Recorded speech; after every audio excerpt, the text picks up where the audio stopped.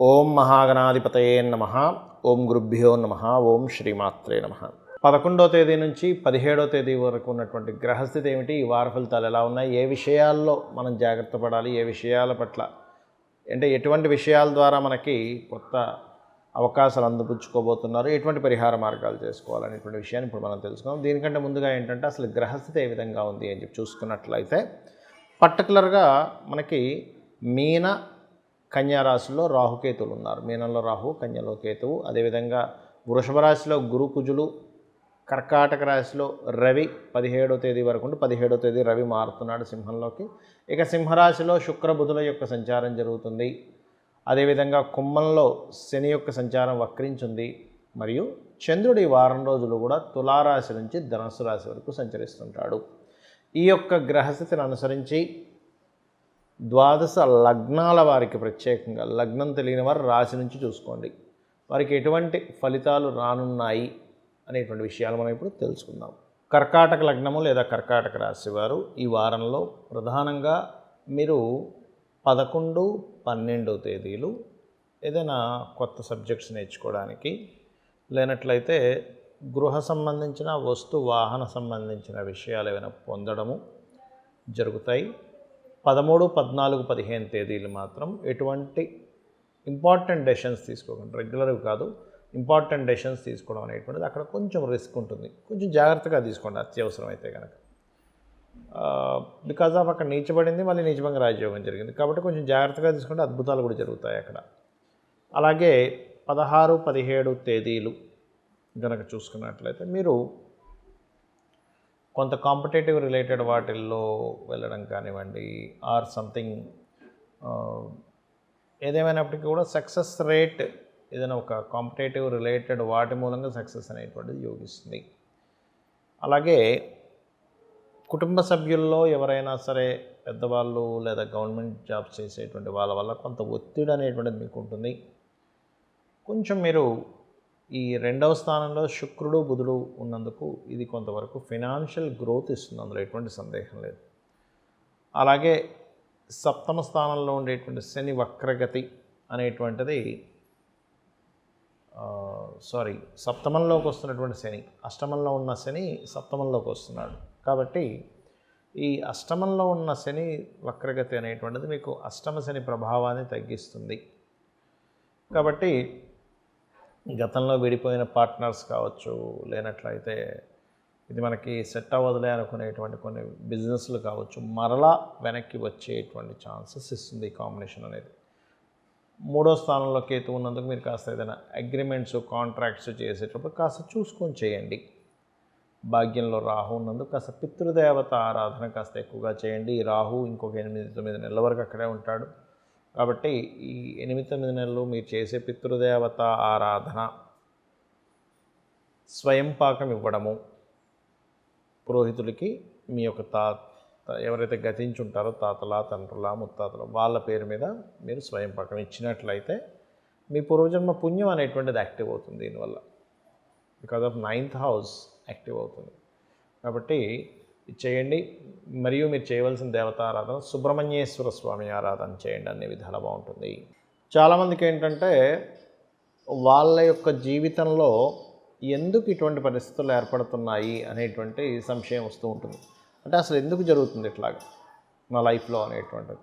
దీని అంతటికీ మన శాస్త్రం ఏం చెప్తుంది అంటే పూర్వజన్మలో చేసుకున్నటువంటి కర్మ, మరి ఆ కర్మను అలాగే యాజ్ ఇట్ ఈజ్ అనుభవించాలా, దాన్ని ఏమైనా తగ్గించుకునేటువంటి మార్గం లేదా? కొంతమంది రోగంతో ఇబ్బంది పడితే, కొంతమంది అప్పులతోని, మరి కొంతమంది ఉద్యోగం లేక, కొంతమంది వ్యాపారం సాగక, ఇలా రకరకాలుగా ఉంటూ ఉంటుంది. దీన్ని మరి మనం మార్చుకోగలమా? కర్మ యాజ్ ఇట్ ఈజ్గా అనుభవించాలా? ఇంకా అసలు మార్గం లేదా? లేనప్పుడు మనకి ఈ శాస్త్రాలు ఎందుకు, ఈ జ్యోతిష్శాస్త్రం అనేటువంటిది ఎందుకు అని అనిపిస్తూ ఉంటుంది. కానీ మనకి జ్యోతిష్శాస్త్రం ఏం చెప్తుందంటే ఖచ్చితంగా నీకు మార్చుకోవడానికి మార్గం జ్యోతిష్శాస్త్రంలో ఉంది అని చెప్తుంది. ఎలాగా అంటే ఉదాహరణకి ఒక వ్యక్తి రోగంతో ఇబ్బంది పడుతున్నాడు అనుకోండి, బాగా ఎనీ డిజీజ్, అసలు రోగం కలగడానికి గల కారణం ఏమిటి అనేటువంటిది జ్యోతిష్శాస్త్రంలో చాలా స్పష్టంగా ఉంటుంది.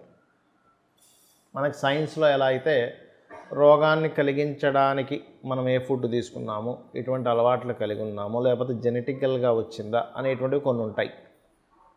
దానికి ఏ రోగమైనా తగ్గడానికి సైంటిఫిక్గా ఏమిటి, ఇమ్యూనిటీ అనేది గనక మనకు బలంగా ఉంటే రోగం తగ్గిస్తుంది, రోగాన్ని తట్టుకునే శక్తి ఉంటుంది. అలాగే ఆస్ట్రాలజీలో కూడా ఇమ్యూనిటీ అనేటువంటిది పంచమ భావంలో చెప్తారు. అందుకే మనకి శాస్త్రంలో చూడండి, సూర్యభగవాను విషయంలో ఆరోగ్యం భాస్కరాదిత్యేత్ అంటారు. అంటే సూర్యభగవాను కనుక ఆరాధిస్తే ఆరోగ్యం ఉంటుంది. మరి ఆరోగ్యం పోర్ట్ఫోలియో సూర్యభగవానుడికి ఎందుకు ఇచ్చారు? న్యాచురల్ 5th హౌస్ సూర్యభగవానుడు. సహజంగా మేషం నుంచి 5వ అధిపతి. సహజంగా కూడా సూర్యుడికి జ్యోతిష్ శాస్త్రంలో గుండెకాయగా చెప్తారు. సూర్యుడు ఈజ్ హార్ట్ ప్రాబ్లమ్స్ ఎవరికైనా వస్తున్నాయి అంటే అతని యొక్క సన్ స్పాయిల్ అయి ఉంటాడు. వాళ్ళ జన్మజాతకంలో లేదా సింహరాశి మీద పాపగ్రహ సంబంధాలు ఇట్లా ఉంటాయి. మరి ఇక్కడ మీరు గమనించినట్లయితే ఈ యొక్క కాంబినేషన్ ఏదైతే ఉందో, మనకి రోగాన్ని ఏ గ్రహాలు ఇస్తున్నాయో తెలుసుకొని దాన్ని తగ్గించుకోవడానికి మీ పంచమాధిపతి, మీ లగ్నం నుంచి పంచమాధిపతి ఎవరో అలా తెలుసుకోవచ్చు. అదేవిధంగా ఇది ఒకటే కాదు, మీరు అప్పులు బాగా పెరుగుతున్నాయి, రుణ రోగ శత్రుస్థానం 6వ స్థానం, దానికి పంచమ స్థానం ఎవరవుతున్నారు. ఉద్యోగం రావట్లేదు, అసలు ఎందుకు రావట్లేదు, ఎక్కడికి వెళ్తే వస్తుంది, ఏ రంగాల్లోకి వెళ్తే మనకు వస్తుంది, అసలు ఉందా లేదా, ఒకవేళ ఉంటే ఉద్యోగంలో ఉందా మన యొక్క జీవితం, లేదా వ్యాపారంలో ఉందా. సరే, ఒక వ్యాపారం చేస్తున్నాము, ఆ వ్యాపారంలో అసలు ఎందుకు మనకి లాభం రావట్లేదు అంటే అక్కడ మీకు వ్యాపారం చేయడం వరకే ఉంటుంది, కానీ ఆ వ్యాపారంలో ధనం వచ్చేది ఉండదు. గుర్తుపెట్టుకోండి, మీరు ఒక కర్మ చేస్తారు, కానీ ఆ కర్మ ద్వారా ధనం రావాలా వద్దా అనేటువంటిది మీ యొక్క పర్సనల్ చార్ట్లో మీరు పూర్వజన్మలో చేసుకున్నటువంటి కర్మ ఆధారంగా ఉంటుంది. మీ ఎవరికైనా సరే ధనం పలానా దాంట్లో రావాలి అని ఉందనుకోండి, ఆ పర్టికులర్ అంశం చేయడం ద్వారా ఎక్కువగా పొందుతాడు. మిగతా వాటి ద్వారా ఏమవుతుందంటే, ఇప్పుడు ఒక జన్మజాతకం తీసుకొని వీళ్ళు ఈ మార్గంలో ఈ దీంట్లో వెళ్తే ధనం బాగా సంపాదిస్తారు అనేటువంటిది ఒకటి ఉంటుంది.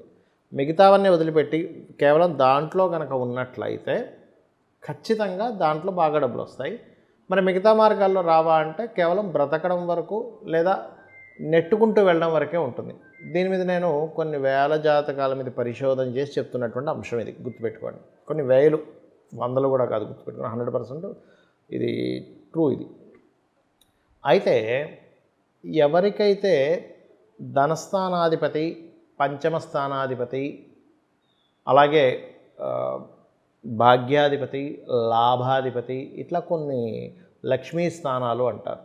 ఇవి దేన్నైతే బాగా పాజిటివ్గా యాక్టివ్ చేస్తాయో దాని ద్వారా డబ్బులు వస్తాయి. అందులో పర్టికులర్గా ధనాధిపతి పర్టికులర్గా చూసుకుంటే అయితే 12 భావాల ద్వారా కూడా వస్తాయి. కాకపోతే ఇందులోనే మనకి దేని ద్వారా చెడిపోతుంది, దేని ద్వారా వస్తుంది అనేటువంటి ఒక కాన్సెప్ట్ ఉంటుంది. అంటే దేని ద్వారా మీకు లాస్ వస్తుంది, దేని ద్వారా మీకు లాభం వస్తుందని.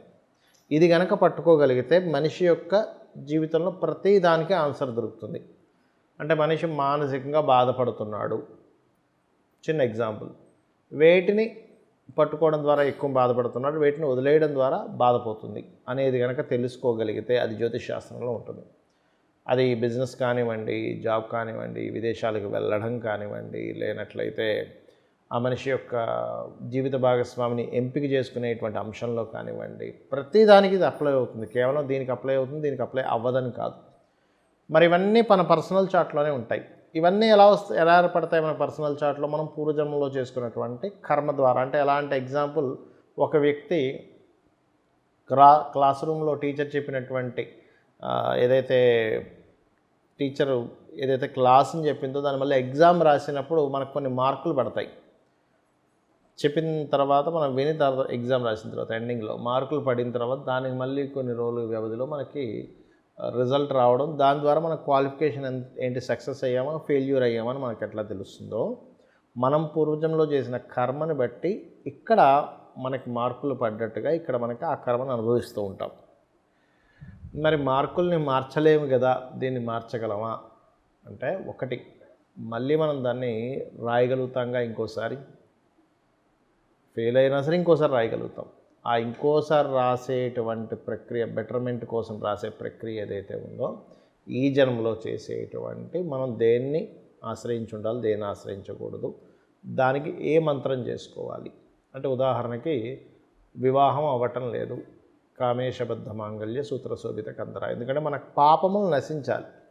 మనం పూర్వజంలో చేసిన జ్ఞానంలోనో అంటే అజ్ఞానంలోనో, జ్ఞానం కొంచెం సరిగ్గా లేకపోవడం వల్ల ఆవేశంలోనో కామ్యంతోనో ఒక పాప కర్మ చేస్తాం. అది తొలగించేటువంటి నామాలు మనకి లలితా సహస్రనామాల్లో ఉంటాయి. కాబట్టి లలిత ఎక్కువగా పఠించండి. లలిత మీరు ఎంత పఠిస్తుంటే అంత బాగుంటుంది. మరైతే ఇవన్నీ ఒక ఎత్తు అయితే, మనం ఈ గోచార ఫలితాలు ఎందుకు చెప్పుకుంటున్నాం అంటే, ఇప్పుడు ఉండేటువంటి కాలం, ఇప్పుడు నువ్వు ఈ పని చేస్తున్నావు, కానీ ఈ పని చేయడానికి కాలం ఎంత అనుకూలంగా ఉంది, గ్రహాలు ఎంత అనుకూలంగా ఉన్నాయని చెప్పేది గోచార ఫలితాలు. సో ఈ గోచార ఫలితాలని మరియు మన జన్మజాతకంలో ఉన్నటువంటి ప్లానటరీ కండిషన్స్, ప్లానటరీ స్ట్రెంగ్త్ అంటే గ్రహం ఎంత బలంగా ఉంది, ఎంత బలహీనంగా ఉంది, బలంగా ఉన్నటువంటి గ్రహ సంబంధించినటువంటి దానికి మనం పుణ్యం చేసుకొని ఉన్నాము, బలహీనంగా ఉందంటే అంత పుణ్యం లేదు దానికి. కాబట్టి దేన్ని ఎలాగ మనం అర్థం చేసుకొని ముందుకు వెళ్ళాలని చెప్పేది జ్యోతిషాస్త్రం. దీన్ని మీరు ముఖ్యంగా మీ యొక్క జీవితంలో ఆ అమ్మవారి యొక్క అనుగ్రహాన్ని పొందాలని మనస్ఫూర్తిగా కోరుకుంటూ శ్రీమాత్రే నమః.